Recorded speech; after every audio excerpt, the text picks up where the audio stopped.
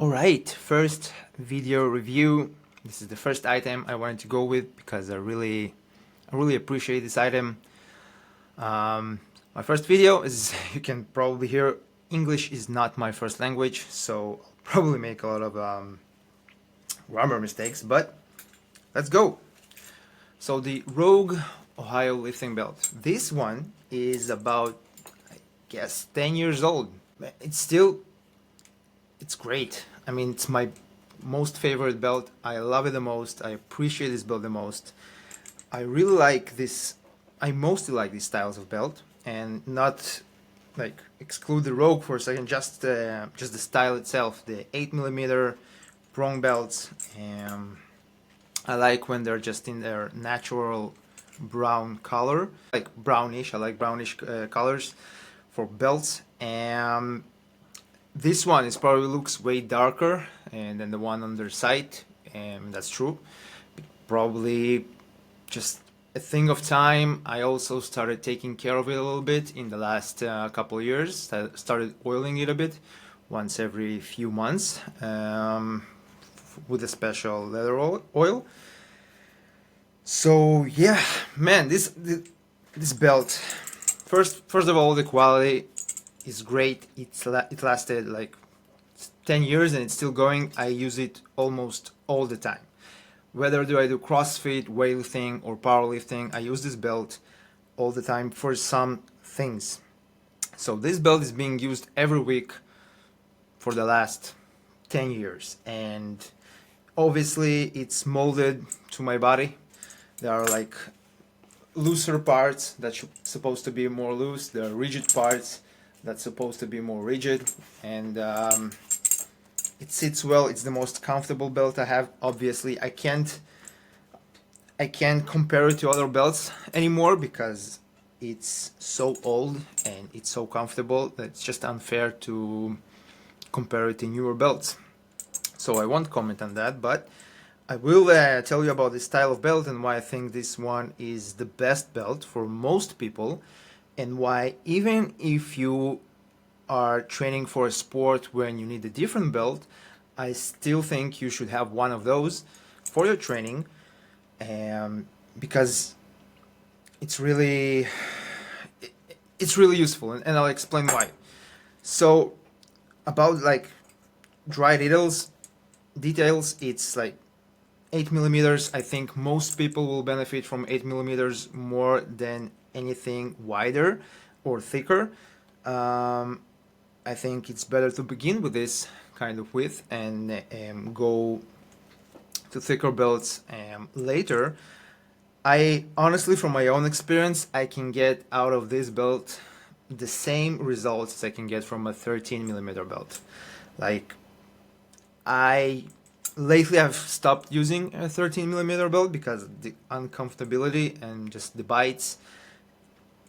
They're pretty, like, I don't need them, and I can get the same results with this belt. I don't see really much of a difference. Obviously, when I went to competitions, powerlifting competitions, I took the 13mm one and I trained with it because, well, I don't want to leave any PRs or kilos on the table. Yeah, I want to go prepared as much as I can. But in retrospect, looking back and on my training, on my PRs, honestly, I did the same results with this belt.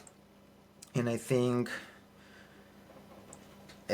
most people, and especially lighter people, will benefit this kind of belt, this kind of width, way more than a thicker one.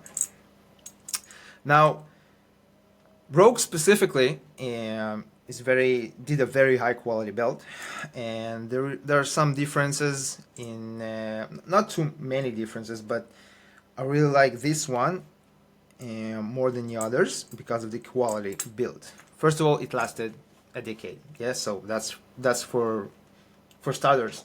Second thing, I really like that the inside material is the same as the outside material, so it's not it's slippery, but really, like, what is slippery in a belt? I mean, you wear it and you tight it up, and it's not like it's gonna do circles around your body. It's a weird thing.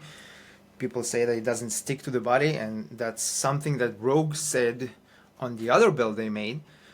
The second one, the more premium one, that the inside, they made the inside from another material that sits on the body and doesn't slip. And I honestly, I just don't get it. Why would the belt slip? Like, where does it slip?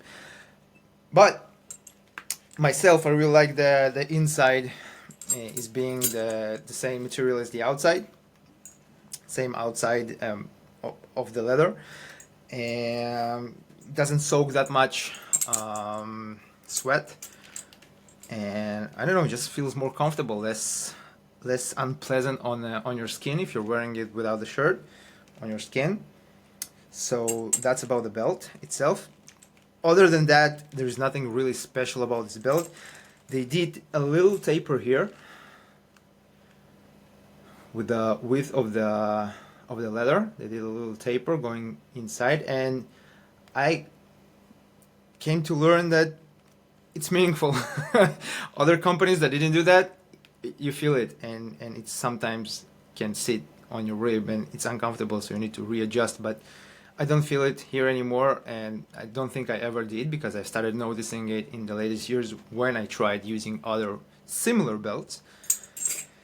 So that's it. I'm taking care of it a little bit, and that also helps, keeping it like mobile, and I don't know, I hope it helps.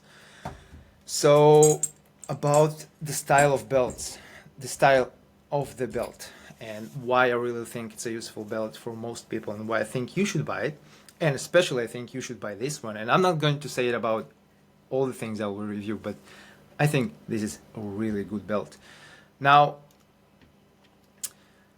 when we're talking about the use of this belt, you could probably use it for almost anything. I use it for almost anything. I don't use it for snatching, and that's about it. I use it for cleans. I really like it for cleans. I think it gives great stability. I don't see how it reduces people's mobility in getting under the clean. I mean, you should be pretty upright. The belt just sits there. I can see how it is uncomfortable in snatching when you need to get in the starting position. It's just a little bit uncomfortable, and maybe you don't want to use it. But otherwise, for cleans, I think it's a great belt. Much more stability than those Velcro belts, much more stability than the tapered ones. And I use it for cleans all the time. The heavy cleans, I use this belt.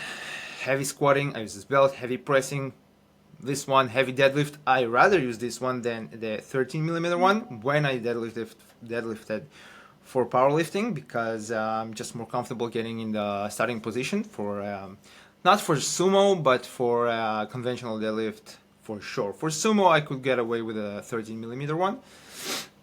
And yeah, I train almost all the time using this kind of belt. And I think most people that are training for strength sports or strength in general should have this kind of belt also, even if they use other belts for their sport. And I think so because let's go from sport to sport. Let's say you're doing weightlifting. Even if you don't snatch with this kind of belt, even if you rather not clean with this kind of belt, that would be a pretty good idea to squat with this kind of belt, maybe do heavy pulls with this kind of belt, press with this kind of belt. It gives you more stability. It allows you, probably if you learn how to use it, use more weight. And I think that will eventually translate to a better weightlifting numbers. Even if you don't use this specific belt while doing the weightlifting movements, you can use this belt while doing the accessory movements and learn how to use this belt and get out more weight using this belt, like more pressing weight, more squatting weight, and I think that really benefit most of the weightlifters. CrossFit. Now, you won't compete with this belt most of the time. Like sometimes there are strength events that you probably want to bring this one with you. I always bring this one to competitions unless I need to travel and just too heavy maybe, and I'm almost overweight with my traveling bag and I can't take it, so I just take the Velcro one. But otherwise, for training, I think you should have one. And also in case of having strength events in a competition. But for training, if you're doing strength training, and you should do if you're doing CrossFit, squatting, pressing, benching, whatever, as a CrossFitter, you'll probably always go with a semi-fatigue state, somewhat semi-fatigue state, and especially in your core. All the toes to bar, GHD sit-ups, overhead squats, dumbbell snatches, so many movements that use your core. Your core is probably somewhat fatigued most of the time. And if you're doing somewhat competitive CrossFit, your core is going to be used almost every day in a pretty good extent. Like, you're going to use your core pretty much a lot during the week. So when you're squatting heavy, when you're pulling heavy, using this belt might offset some of the fatigue of your core and allow you to use heavier weights. And that's why I think most CrossFitters, especially the ones who train for competing, doesn't have to be like in the highest levels, but just competing, even if it's like locally, more than just CrossFit classes. Let's say like that. Like, you're training for CrossFit more than just the daily WOD in the CrossFit class.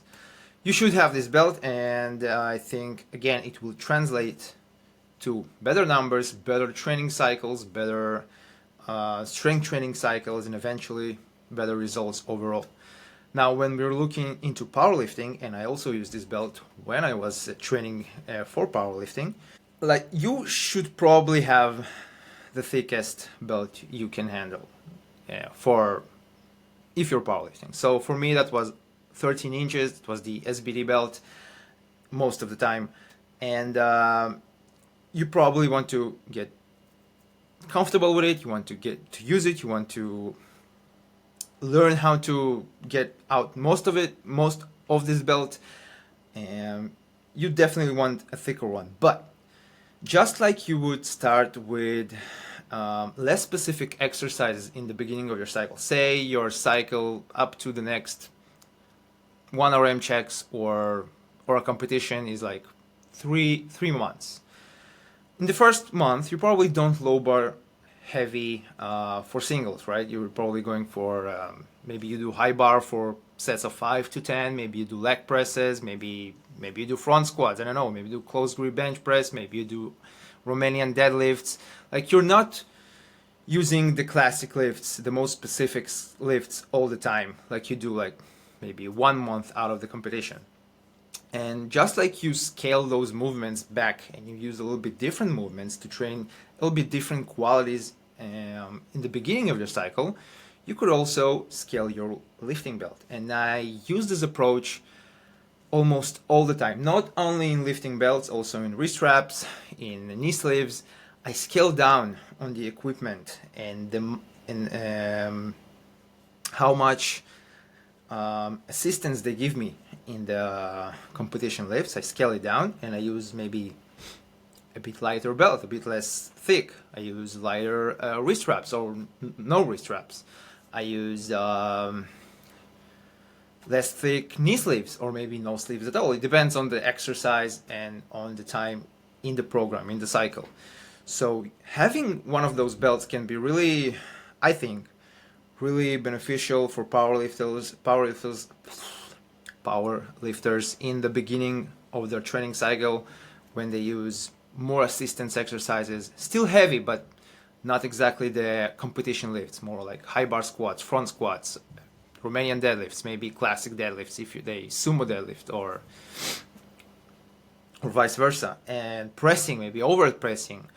And I think you should have one of those belts to use while you're in that time in the cycle. It's a great belt. It's much more comfortable to use than 13 millimeter lever ones.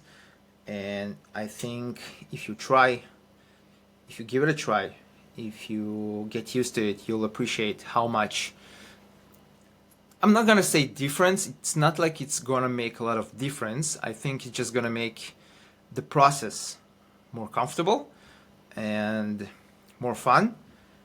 And who knows, maybe you'll end up learning that you can get out of a thinner belt much more than you can get from a thicker one, and thicker not always better. So that's about three. The same can probably go for people who do strongman. Like, yes, for a competition in strongman, honestly, if you're doing strongman, when I'm thinking about this, if you're doing strongman, you probably want to get used to many styles of belts and like switch them up. Depends on the event and the exercise. So probably for strongman, you probably want to have a bunch of belts for different kind of tasks. So yeah, that's why I think this belt serves me the most. As I said before, I use it and used it while I was doing powerlifting, while I was focusing mostly on CrossFit, and when I'm doing weightlifting. This belt finds its use all the time, very frequently. I think because of how frequent you're using this belt should have, you should buy one from a quality company. Rogue, obviously, really great. Probably Pioneer are really great as well. I will review the Mobility Tools belt, same style of belt, also really great belt. And that's probably it. If you have any questions about the belt, if you want to ask me more stuff, you can always comment in the comments and I'll get back to you. Thank you very much.